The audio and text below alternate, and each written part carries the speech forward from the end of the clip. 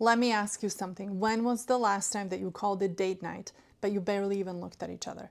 If that's your version of connection, no wonder you feel the way that you do about your marriage. Distant, disconnected, and disillusioned.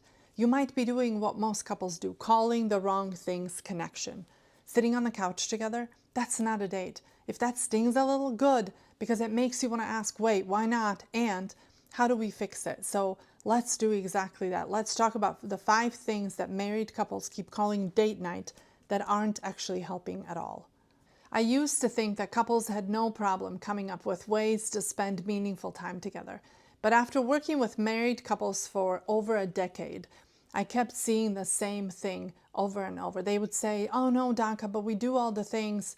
We go on date nights. But when we dug deeper, it turns out that what they were doing didn't actually help them feel connected at all. So here are the 5 date night ideas that don't work the way that we think they do and what to try instead. Number 1, dinner and a movie. Classic, right? Dinner, movie, done. Here's the problem. When you're staring at a screen together, you're not actually connecting. You're just staring at a screen together. You're just coexisting. Unless you're also carving out time before or after to talk, to be present with one another, to actually engage, this one is just more entertainment than intimacy building. So try this instead. Pair the movie with a phone-free dinner beforehand, where the focus is actually on the 2 of you and not the showtime. Number 2, watching a show together. It feels cozy, familiar, low effort, even on the most exhausted nights of the week. Am I right? The nights where all I have in me is to plop myself on this couch. You know the ones that I'm talking about, right? But it can become autopilot, and not in a good way. The thing that you do without thinking of a deeper purpose, a deeper connection. You're side by side, not face to face. And therein lies the problem. So try this instead.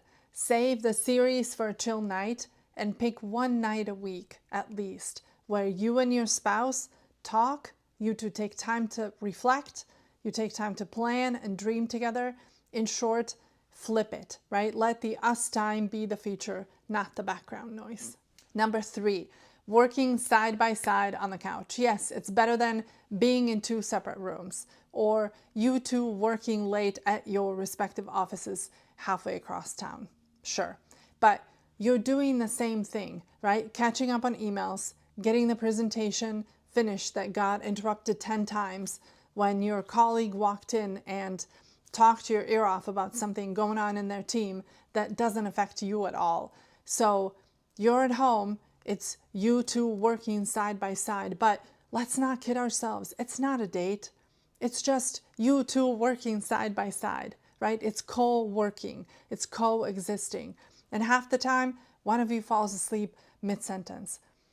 Or maybe that's just us. Anyway, try this instead. Be honest about what the time is for. If you're working, call it that, call it work. Then actually schedule connection time with intention. And when you do that, work doesn't get to interrupt. Number 4, having family over. Hear me out. I want you to love your family. I want you to love your in-laws, but time with them isn't the same as time for just the 2 of you. You're in hosting mode. You're in managing plates and kids and conversations mode. Staying on the surface, right? Sticking with what's appropriate with all your uncles and aunts and grandparents. But that's not intimacy. So try this instead. Make space for both. Make family time one day or one week, and then just us time another. Because the truth, you need both, but you need more of the us time than you need of the family time. Most importantly, don't confuse one for the other. Number 5, double dates with your friends. You're out, favorite pizza place or sushi, amazing atmosphere, delicious desserts, drinks, everything is great. You're laughing, you're talking, but mostly to other people. And often you're not getting into the deeper stuff that you actually need to talk about as a couple. You are staying on the surface as one would when they go out with their friends or their colleagues from work or your neighbors who have become friends.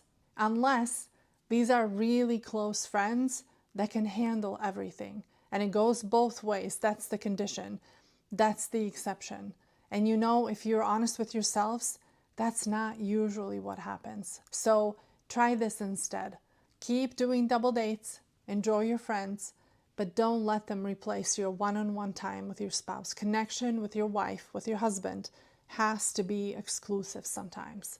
So what's the takeaway? None of these things are bad in and of themselves. Don't hear me saying that, because I'm not. And whatever you do, do not send your in-laws or your grandparents to chase me down and set me straight to tell me that I'm wrong and that they want to see you more.